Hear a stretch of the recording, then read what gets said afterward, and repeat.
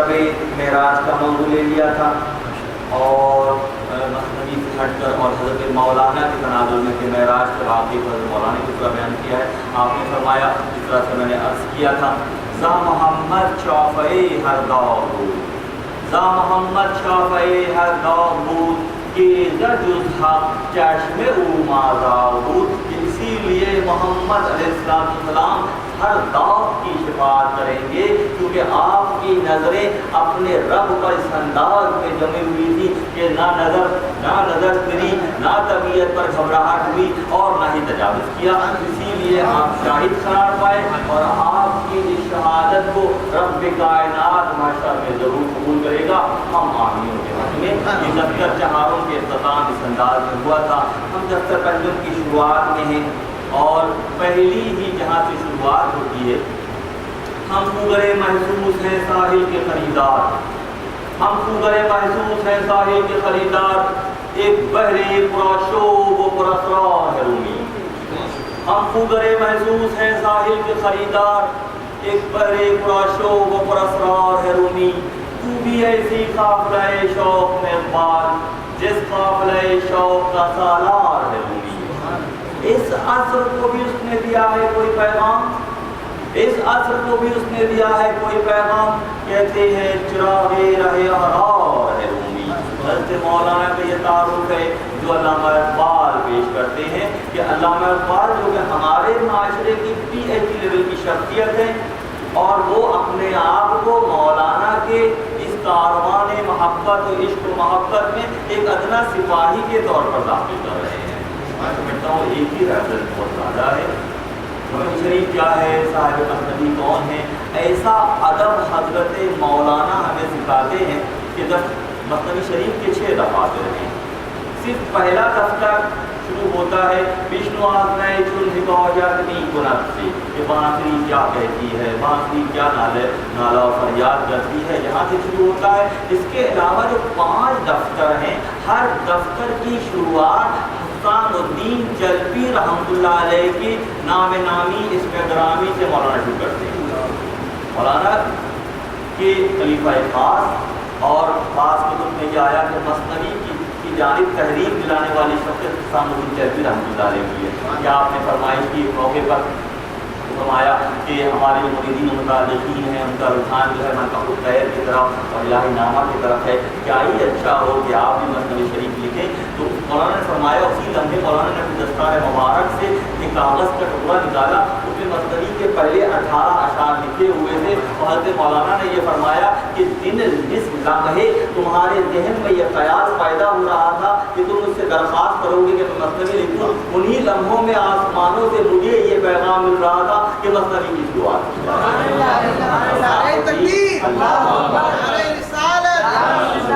उन्हीं लम्हों में मेरे लिए पैगाम आ रहा था।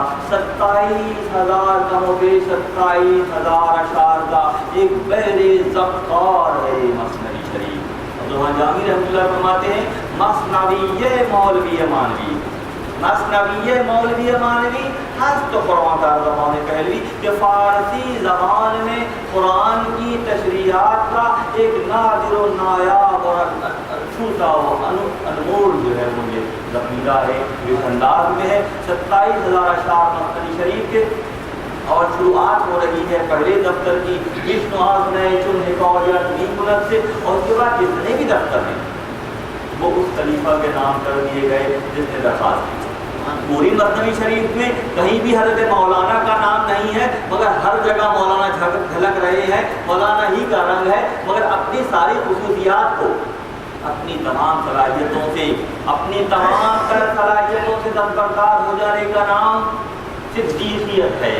क्योंकि अबा बकर की नस्ल से है तो हर जगह सिद्दीक़ियत झलक रही है कि अपने कमाल से लाताल्लुक़ होकर अपने एक खलीफा और मुरीद के हिस्से में सादक़े लिख रहे हैं कि दफ्तर 2 दफ्तर सुइयां दफ्तर 4 दफ्तर 5 दफ्तर 6, हर दफ्तर की शुरुआत मुरीद ला युरीद अपने खलीफा हुसैनुद्दीन जलबी के नाम कर रहे हैं। कैसा अदब है, कैसी आजिज़ी है।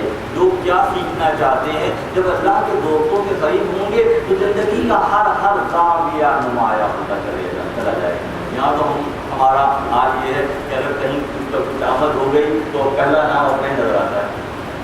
ऐसा ही है ज़ाहिरी दुनिया में देखे मामला क्या है कि हम अब हर जगह अपनी मौजूदगी को नुमाया करना चाहते हैं, मगर अल्लाह के दोस्तों का मामला क्या है कि वो अपने अपने अना को मिटाकर फना करके सिद्दीकियत का मर्तबा हासिल करते चले जाते हैं। और ऐसी मोहब्बत करते थे हज़रत मौलाना हसन चरखी से कि बार बार गुमान होता था नए आने वालों को इसमें पीर कौन है मुरीद कौन है। तस्वुर करें कि इस अंदाज में उनसे मोहब्बत और शफकत का मामला रखते थे मौलाना अपने मुरीद से कि ऐसा देखने वाले को नए आने वाले को ये गुमान हो जाता कि इसमें शेख कौन है और मुरीद कौन है। इसकी क्या मिसाल कोई दुनिया वाले पेश कर सकते हैं। और सबसे बढ़कर हसन चरखी का मामला ये रहा कि मुख्तलिफ कुतुब में ख़ास तौर पर शमस साकी रहमतुल्लाह अलैह किताब मनाक़िब उलूमी में वाक़यात लिखे कि हर मौलाना के मुरीद पर हुस्सामुद्दीन चरखी की नज़रें रहती।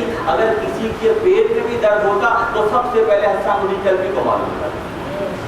यानी कि शेख से मोहब्बत का हक़ अदा इस अंदाज में कर रहे हैं कि शेख से मोहब्बत करने वालों से मोहब्बत कर रहे हैं। ये मुसलसल शेख से मोहब्बत करने वालों से भी मोहब्बत करने का हक़ अदा कर रहे हैं।